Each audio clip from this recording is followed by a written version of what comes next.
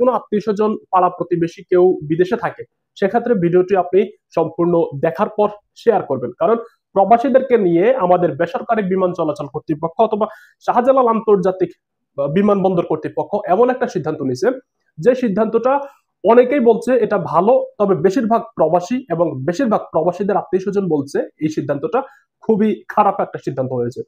কারণ এমন একটা সিদ্ধান্ত এর আগে কোন সরকার এখনো পর্যন্ত নেয়নি, যেটা আমাদের অন্তর্বর্তীকালীন সরকারের সময় নেওয়া হয়েছে।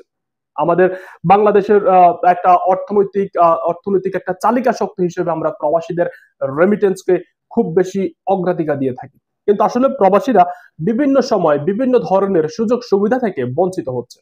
প্রবাসীদেরকে নিয়ে বিভিন্ন কটূক্তি করা হচ্ছে।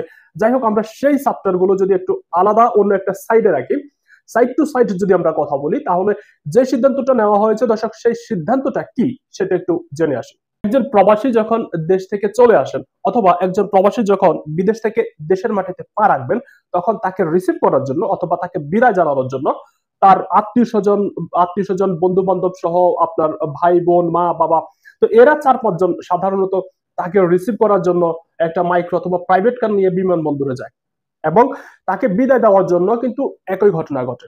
তো এটা বিমান চলাচল কর্তৃপক্ষ তারা বলছে যে এই জন্য একটা ট্রাফিক জ্যাম হয় ঢাকা শহরে, এবং তাদের যে সেবাটা সেই সেবাটা আসলে তারা দিতে পারে না। মানে তাদের কথা হচ্ছে যে বিমানবন্দরে একটা ভিড় সব সময় থাকে, এজন্য সেবা দিতে আসলে তাদের একটু বিলম্ব হয় বা তাদেরকে একটু সমস্যার সম্মুখীন হতে হয়। সেক্ষেত্রে বিমান চলাচল কর্তৃপক্ষ সিদ্ধান্ত নিয়েছে, যেটা আগামীকাল 27 জুলাই 2025 থেকে মূলত কার্যকর হবে।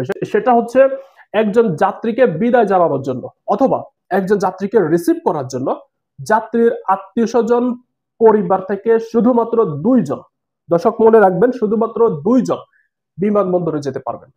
2 জনের বেশি আসলে যেতে দেওয়া হবে না। আপনি রিসিভ করতে যান অথবা আপনি বিদায় জানাতে যান। আপনারা জানেন যে বিমানবন্দরের অনেক আগেই কয়েকটি চেকপোস্ট থাকে, এবং সেই চেকপোস্ট গুলোতে আসলে চেকিং করা হয় যে কে বিমানবন্দরের ভিতরে ঢুকছেন। একটা গাড়ির ভিতরে যদি দেখেন যে আপনার চালক ছাড়া 2 জনের বেশি কেউ আছেন, যে আপনি রিসিভ করতে যাচ্ছেন অথবা বিদায় জানাইতে যাচ্ছেন, গাড়িটাকে আসলে ভিতরে প্রবেশ করতে দেওয়া হবে না। হয়তো প্রবেশ করতে দেওয়া হলেও শুধুমাত্র 2 জনকে অনুমতি দিয়ে বাকিদেরকে রাস্তায় নেমে যেতে বাধ্য করা হবে। সেক্ষেত্রে দর্শক, আপনারা একটু ভিডিওটি সম্পূর্ণ দেখার পর আসলে শেয়ার করার অনুরোধ রইল, যাতে যে সকল প্রবাসীর আত্মীয় স্বজন তাদের কাছে যেন এই ভিডিওটি পৌঁছে যায়। দর্শক, সিদ্ধান্তটা আপনার কাছে কেমন লাগলো? যদি কোনো প্রবাসী ভিডিওটি দেখে থাকেন অবশ্যই জানাবেন যে যদি কোনো প্রবাসী ভিডিওটি দেখে থাকেন অবশ্যই জানাবেন যে একজন প্রবাসী হিসেবে আসলে আপনার মনের অবস্থা কি এই মুহূর্তে এই খবরটি শোনার পর। যাই হোক, আমরা সকল প্রবাসীদের সুস্থতা এবং দীর্ঘায়ু কামনা করছি। আল্লাহ হাফেজ।